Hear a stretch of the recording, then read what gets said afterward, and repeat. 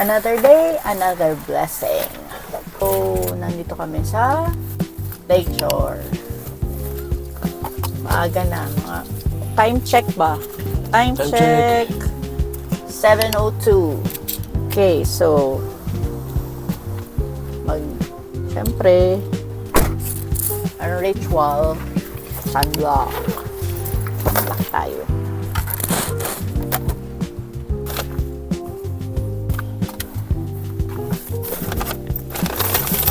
Mamaya papakita ko sa inyo yung mga duck.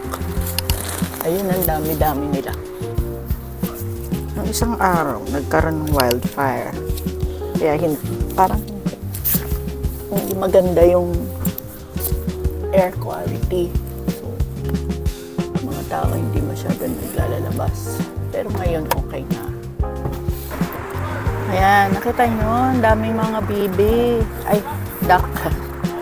Ayun, oh. Diba? Pero ito, dami. Yan. Test natin yung mic. Kung maririnig. Kasi si Dominic, nilagay niya sa link kanina. Hindi na-record yung kanyang 1, 2, salita. 3. So, sabi naman kami papunta sa pier. Saan ka papalmusal? Yun ang hindi ko alam. Di pa nakakalayo, almusal agad, di ba?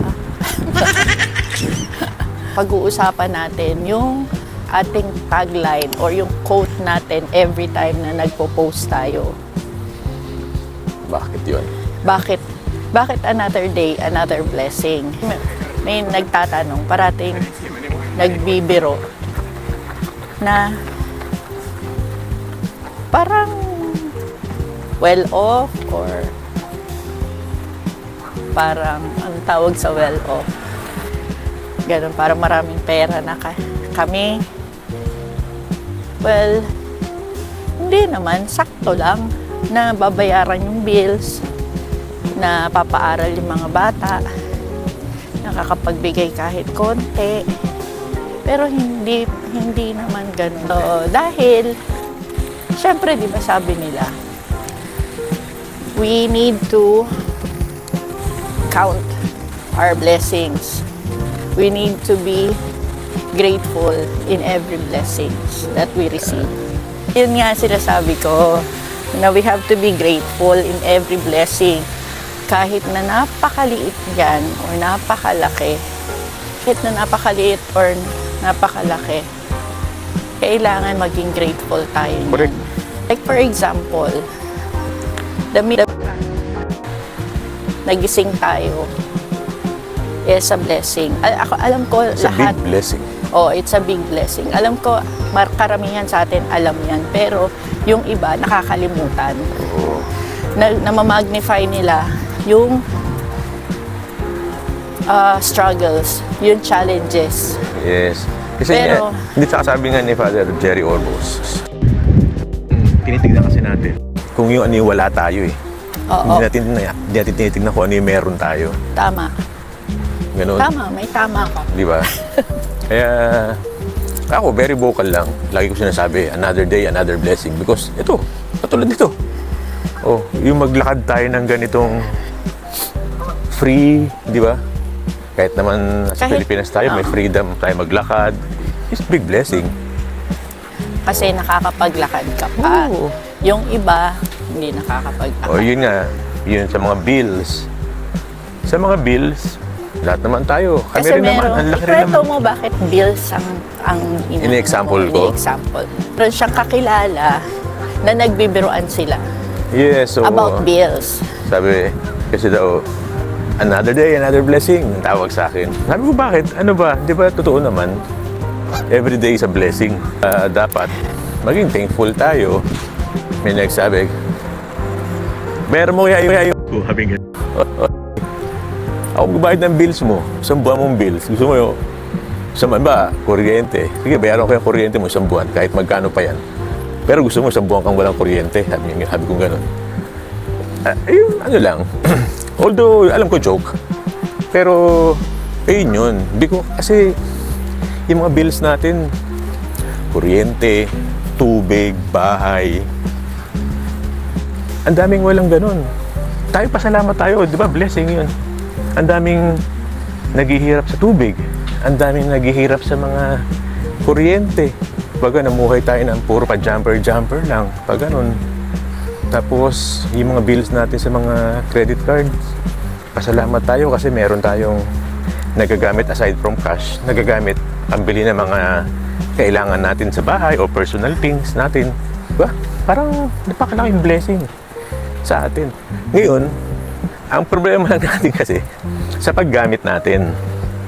Minsan, porkit alam natin wala tayong ginagamit na cash, swipe lang tayo ng swipe, eh yun ang problema natin. Di ba? Sumusobra naman tayo, wala tayong control. Minsan ganun ako. Oh, tamo siya, ganun. Ako rin. Kaya minsan natatakot na ako. Kasi masarap Di ba? bumili. Oo. Pero mahirap magbayad. Kasi doon tayo nagko-complain. Kasi Oo, nga, doon tayo nagkakomplain. Di ba? Pero at least ako ang iniisip ko, nagamit ko naman kasi yun. Oo, yun At nga. saka, most of my spending, actually, sa totoo lang, gumagamit ako ng para sa akin. Pero seldom. Ang ginagamit ko yun, minsan, pantulong sa iba. Pangangailangan ng family, ganyan. Na-control na natin yung urge na ganun. Eventually, mawawala din naman Hindi, yun. tsaka Mababayaran din naman maging- natin. Ang pinaka-importante is may pangbayad tayo. Yun, isa pang blessing yun. maging habit natin yung ano, yung maging thankful tayo sa umaga, pag umaga, tapos pag matulog, yung mga ganun, maging thankful. Ako nga dati, bago ako matulog, ang haba pa ng prayer ko eh. Pero ngayon, ano na lang, thank you Lord. Parang Ako ganun rin. na lang.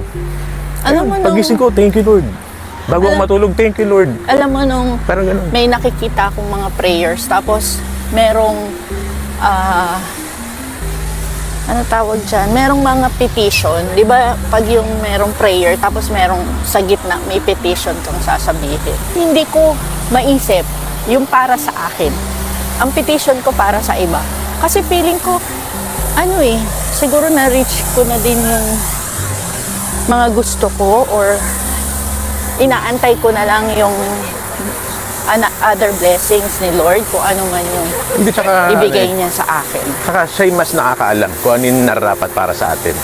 Kasi minsan kaya tayo nadidisappoint. Nagpe-pray tayo ng parang sobra-sobra na. Tapos pagka hindi nabigay, nadidisappoint tayo. Nakakalimutan na maging, Masyadong malakas. nakakalimutan natin maging thankful. Advice lang namin. Hindi namin Oo. ito pinupush. Kumbaga, kasi minsan yung tone of voice, parang nagiging preaching ka na. Oo. Hindi, Preachy ka na. or baka sabihin ng iba, kaya ganyan kasi yung Sinishare status, sinishare lang namin yung aming mga experiences. Alam nyo ba, next video, marami pa kaming ikukwento, marami kaming i-share about sa mga experiences namin. Oo. Hindi, tsaka baka may plan nga si God sa atin. Oo, meron. Kahit nandiyan naman tayo sa Pilipinas, may plan si God para sa atin. Kaya hindi tayo nakapunta ng ibang bansa, may plan para sa atin. Baka kulang ang isang araw para pag-usapan ang mga blessings. Maraming dapat ipagpasalamat. Nakakalimutan lang natin.